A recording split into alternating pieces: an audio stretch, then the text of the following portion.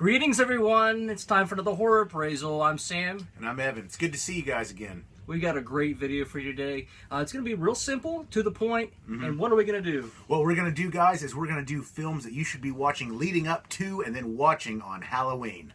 Top 15, as it were. Yeah, we couldn't really decide, all the ones we do, so we decided to combine our lists and do them all. I wrote mine, he wrote his, and we combined them. And kind of funny thing, this is my bosom friend here.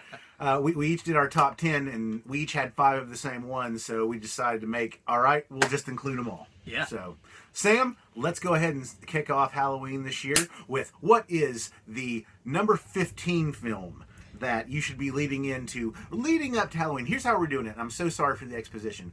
We're going to do 10 films that you should be watching leading up to Halloween, and then the last 5 are going to be the top 5 you should be watching on the day of Halloween. Yeah, number 15, pick Night of the Demons, because you're dealing with a Halloween night kind of thing. You've got some people that go into a house and they're celebrating Halloween. You're going to have a party. Right. And all hell breaks loose, and they conjure up a demon. And it's all kinds of crazy nastiness. And you got Linnea Quigley, you got the fun things. Oh, man. It's just great music. Absolutely.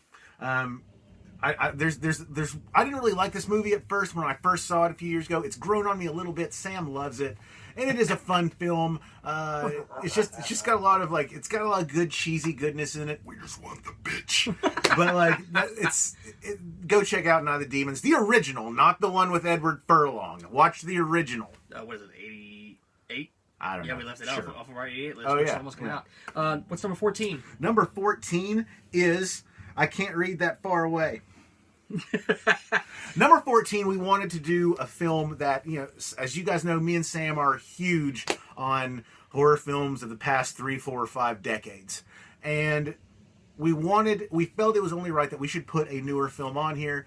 And if there's one horror film that's come out in the last few years that really should be, especially when you're leading up to Halloween movies, that is the film The Conjuring. Great sort of demonic possession movie. Was it demon? Or was it was more of a ghost. It's a demon. A demon thing. Absolutely. It's a possession movie. It's like a poltergeist kind of thing too. It actually did some very good scares that were not all based upon jump scares. So it's a very scary film. It achieved that by not depending solely on jump scares. So you got to give it a lot of credit for that. I think another one that could have competed for this, I didn't put it on the list, but that would be Lords of Salem. Sure. That or House of a Thousand Corpses. Absolutely, yeah. House of a Thousand Corpses would have been a good competition. But The Conjuring is a really moody film. It covers that kind of haunted house thing. It's just real dark, and it was one of the scarier films to come out recently. Yeah. Moving on. 13.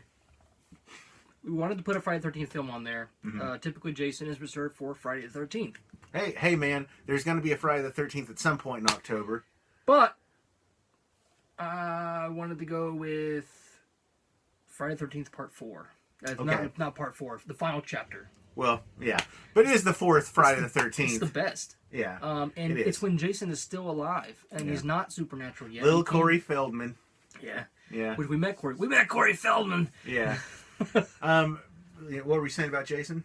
He looks the best in this film. Yeah, absolutely. It's Ted White. There's great kills in this. He gets his head hacked up. Tom Savini does a wonderful job with the effects. Absolutely. It's just probably, in my opinion, the perfect Jason movie. I will agree. We're gonna move on because we're gonna get through this list quickly. But if one Friday the 13th movie could compete for the Halloween spot, I'd have to say it's Jason Lives, just because at the beginning of it, how he comes up from the dead. But Friday the 13th Part 4 is absolutely the best one to put on a Halloween list because it's just.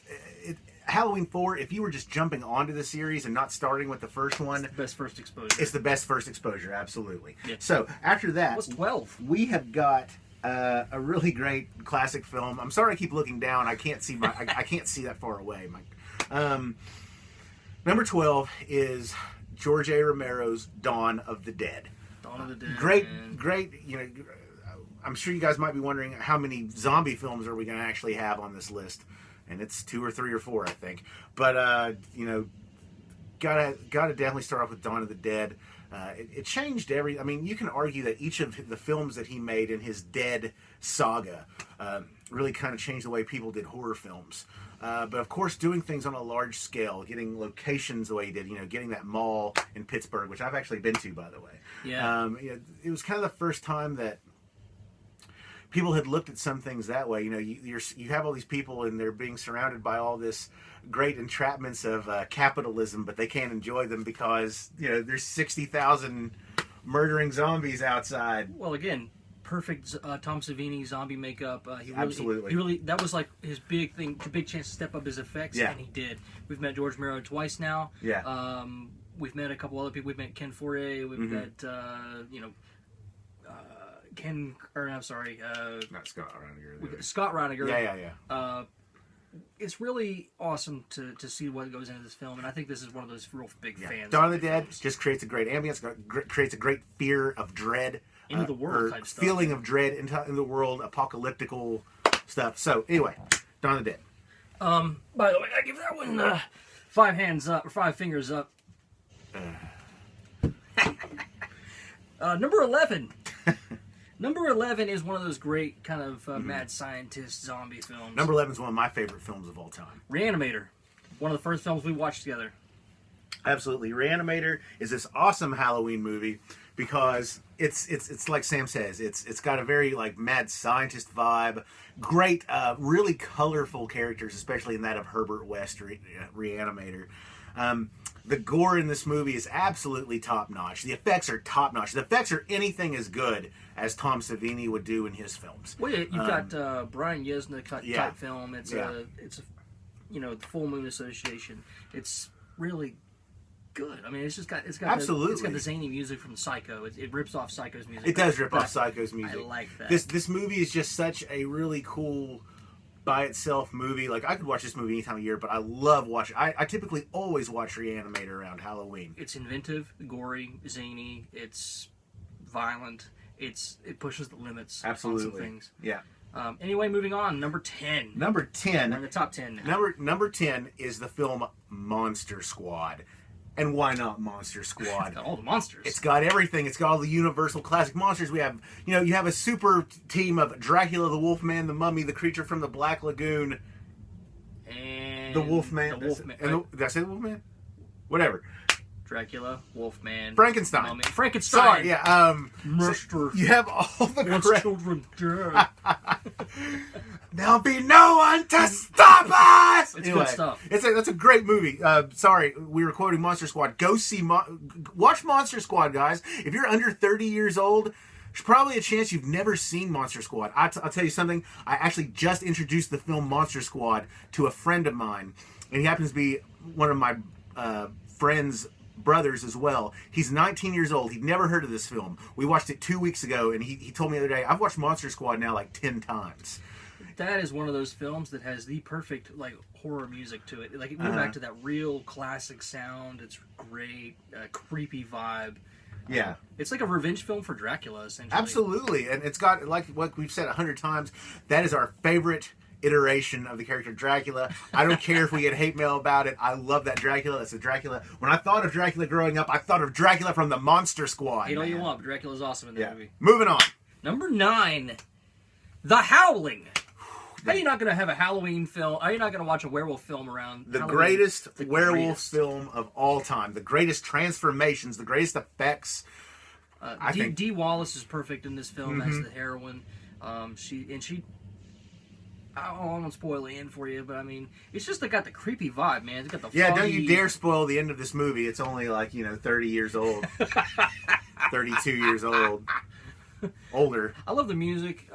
Again, I'm big on music, but it ruins horror movies sometimes if it's bad. Sure, but absolutely. The best werewolf transformation of all time is in this film. It's lengthy, it's gratuitous. Absolutely. We're talking bipedal werewolves the way they're supposed to be. We're talking about elongated snouts the way they're supposed to be. This movie did everything well. Just I don't know what else to say about it. The Howling, greatest werewolf movie of all time. Therefore, it has to be on a top 15 of movies to watch around Halloween. Yeah. Moving on. That's another one for you to check out. Number 8. It's a little further down the list, but Yeah. there are other films on this that we really wanted to give their due justice. Especially around Halloween time. A Nightmare on Elm Street. Nightmare on Elm Street. Can you believe it? Number 8. But I mean, well, hey, still. here's the deal. Nightmare on Elm Street. Let's call a spade a spade. Here's what Nightmare on Elm Street is. Forget all the fame surrounding Nightmare on Elm Street and everything. Completely inventive new way for a slasher character to exist. It's almost fantasy. He completely comes into your dreams. Oh, yeah. He destroys you by using your own personal weaknesses and fears. It's an everyday that had horror never film. been done before. Yeah. It doesn't have to be on Halloween. But, if we're really representing different subgenres of horror films, with this, as the professionals that we are, we've got to put that on there. Absolutely agree with you. Yeah. Freddy Krueger became a staple around Halloween time, though. When the movie came out, a week later, like, people were dressing up as Freddy Krueger going to see it again. Yeah. Like, it's a brand new character. How often... When else can you find a time when a movie came out and then a week later people were dressing up as that character? I can think of one. That's what I was about to say. You know who has staying power in movies, Sam? Freddy Krueger and Darth Vader.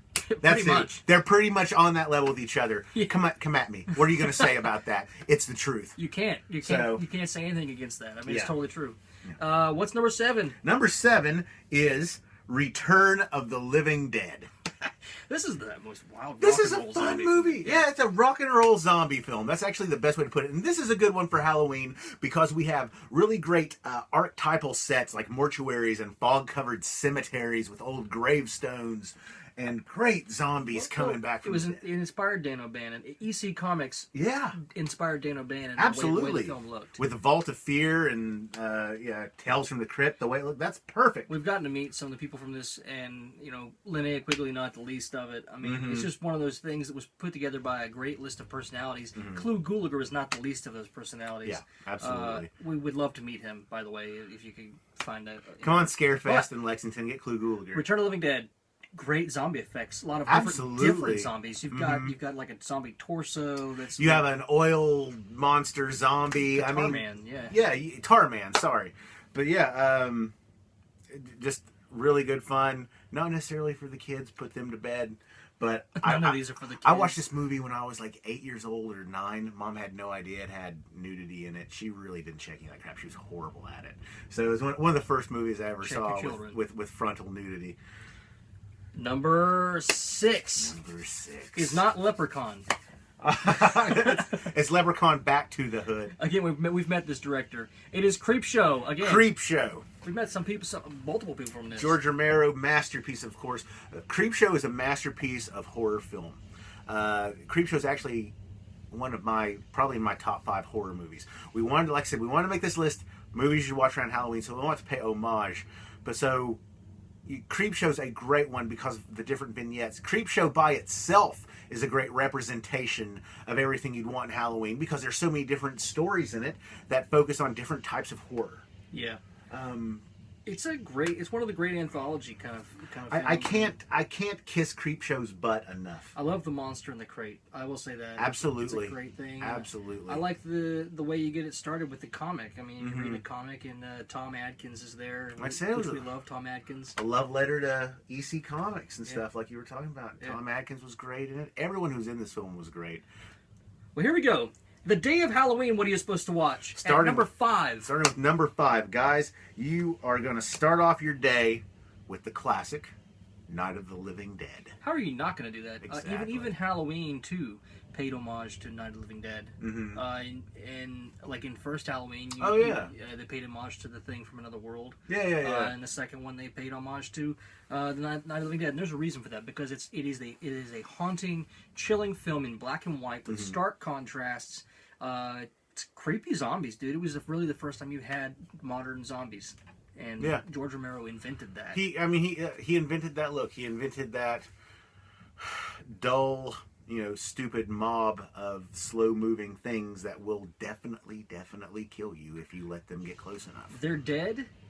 He asked the question. We heard this from his own lips in person. He asked the question, what would happen if your neighbor died and got up and started walking around? They would be slow-moving.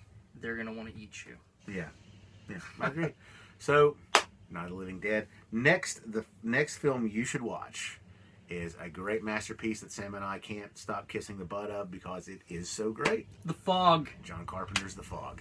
Yeah, man, this is the crazy. And you know what? There's only a really, if you ask us, a handful of really good ghost story movies, and The Fog is absolutely probably the top pick for him and me. So I mean, it creates, the film by itself creates a great kind of Victorian atmosphere that's very reminiscent of certain kinds of Halloween. The environment, with the sea and the fog, obviously. If I had to pick a top ghost film, it would be between this and Poltergeist. Sure. To be honest with you. I can see that. The Amityville Horror would probably be mentioned at some point, but that's honestly a demonic kind of... Yeah, that's more of a demon. But The Fog has the most chilling scenes in it. You got this environment. It gives you the Northern California landscape with fog. You've got ghosts inside the fog that are just, you see parts of them, you don't really get a good look at them, and that's the best thing about it. Yeah. It's just a really haunting film and a great cast. Yeah, absolutely. Just really good, classic story. So, what's number 3? Number 3, we're up there, is my favorite vampire film of all time. We've had my favorite ghost movie of all time on here. We've had my favorite werewolf movie of all time on here. So it's now time for my favorite vampire film. That is Fright Night. Yeah, man, this is a good one. Yeah. 1985, Chris Sarandon. It's just a wild ride. Yeah, absolutely. We've met several people from this, and you can see why the movie was successful, because they just really are great people. And Fright Night was another one of those films that paid homage to the things that were before it, and that's why it was so good. The sets were so good. I've said this multiple times too. Name me a film, films like Fright Night, but a film where the house is a character, where the actual atmosphere and the environment is like a character, a tangible thing that affects everything around it. I mean, it's so spooky and so good, and the creature effects are so good. Yeah, you've got a head vampire kind of thing in this, and he is a enchanting kind of guy, like most good vampires are. Sure. And it's about him taking in a guy's girlfriend, and he wants that girl, and it becomes... He wants that girl. It becomes the main character, Charlie, the protagonist. It becomes his charge to go and get her back, and it's a really great story. And of course, doing homage to all those really cool old vampire hunter films, like with Peter Cushing, and the character of Peter Vincent, played by Roddy McDowall. The vampire hunter. Yeah, it's just so cool, man. And you know what, people... If you're watching this and you're younger than the age of 30, I'm glad, because I want you to educate yourself. But man, people younger than us missed out on so much cool stuff. As far you don't really have that attachment of how things are paying an homage to other things now, because you don't understand that they were these movies made in the 60s that made by Hammer that had all these types of vampire killers and all that stuff, and where everything was just supposed to be a certain way and follow a certain set of rules. So this is something you should probably be watching around 7 p.m. on Halloween night. Sorry, I'm just very passionate. Number 2. Number 2. I'm gonna do number 2, Sam, because I want to give you the honor of doing number 1. All right, it's fine. Number 2 is the Sam Raimi classic that spawned the nightmares of a generation, and that is The Evil Dead. This is that film that you get your buddies together and you grab a couple beers apiece, and you have fun watching this. And if you take the film seriously for what it is a scary idea, really frightening. Okay, you've got demons from the woods coming in, and they've been conjured up, and they take over your body. Yeah. Great effects in this thing. Absolutely scary. And it's a film that some people find a little humorous, because... It has some effects in it that are definitely some drugstore stuff, that people. But it looks great. It's great for what it is. It was shot over 3 years. Yeah, and they, the crew really took their time on this thing, and they didn't put it out until they knew they were done with it. Yeah, and to me, The Evil Dead, the original The Evil Dead, this is a scary film. I mean, this film actually does bother me a little bit if I let my imagination roam a little too freely. This is a scary movie, Sam. Don't let your kids watch this one. It's as much as I know that I allowed people, or I allowed myself to watch things that I shouldn't. Me too. don't let your kids watch this one. There's some really adult themes in this. And definitely don't watch it when you're 15 with your older brother before church that one morning when my mom walked in on us and like started beating the crap out of us because we were watching The Evil Dead By the before way, church. I realized that one of the films we picked, I didn't write on this list. Oh yeah? So we have to do an honorable mention. It has to end up on that list. That's fine. It has to be there. It has to be there. Do I know what it is? Yeah. I didn't vote for this. I mean, I didn't approve this. So I mean, you can't just do this. That's fine. Let's. Do you want to do your honorable mention, then do number one?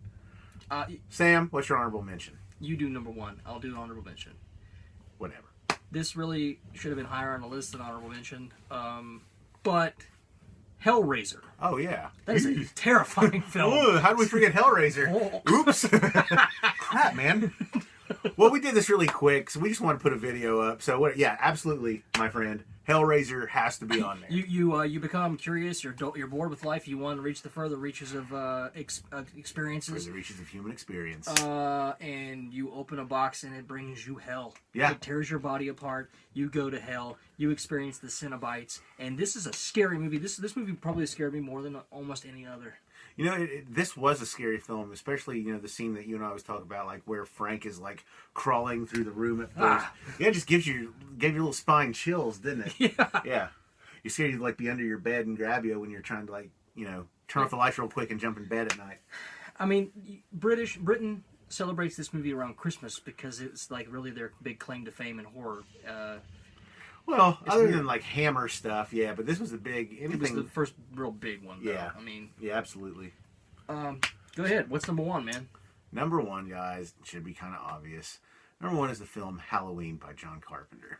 I mean, how are you gonna have a movies to watch on a Halloween list without Halloween? Honestly, Halloween 2 would probably be. And I want to emphasize, it doesn't win because it's called Halloween, and the list that we're talking about is films to watch around and on Halloween. It wins because it is such a superb example of the genre that it's in. It's in the masked slasher genre, of course, and it's genuinely scary. The slasher's not like something that he's almost like the Terminator. I mean, in a way, and I'm not really talking about in the Friday the 13th Jason Voorhees kind of way. He will not stop. He absolutely will not stop. He doesn't have a reason for existing. He has a singular purpose. Well, that's the thing. He doesn't have a reason, but he has a purpose, and that's to kill. Yeah. I mean, he's one of those. Michael Myers, I suppose, only becomes active when he has someone to kill. And the reason it's so good is because it really feels like he moves the way Michael Myers moves throughout the shadows. He is a shadow, dude. It's almost like exactly the shadows and the darkness in the house. It's almost an extension. And I'm not trying to be too whatever out there, but like. It's almost like the shadows of the house and the way he uses the house to kill people. It's almost like an extension of his own being, like the way he gets his victims and everything. Michael Myers is the Night. Yeah. That's Batman. Batman is the Night. With a K. Oh. Okay. It's got it all. It's got creepy music. Yeah. It's got beautiful cinematography. It's got really scary. Yeah. He's just a skulker. Like, he's in the background, and he's just there, and he's unstoppable, like you say. It's got a great list of memorable characters, I think. I just enjoy the way they play off each other. Plus, it's also a beautifully shot film. It looks so good. Dean Cundey and John Carpenter together, man. Absolutely. Dean Cundey did Back to the Future. Yeah. Yeah. So... Those are 15 plus 1 films that you should watch around and leading up to Halloween and on Halloween. Yeah. So... You know, if you guys got any comments or anything, let us know. What did we leave off that you think should have been on there? You know, like I said, this is all subjective. This is all our opinion. So, let us know what's going on. Pretty soon, guys, we're going to have, we haven't forgotten about you. Sorry it's been so long since we made a video. He's really busy. I'm really busy.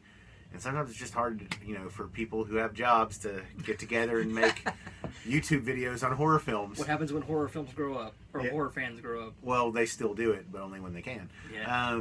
So we want to thank you again so much for viewing and keeping up with us. We've been doing this now for what, almost a couple of years or something like that. Yeah. We love it, and it's just a way for you and me to kind of talk about this thing that we love, you know, Keep with all these people. Without you know? growing up. Yeah.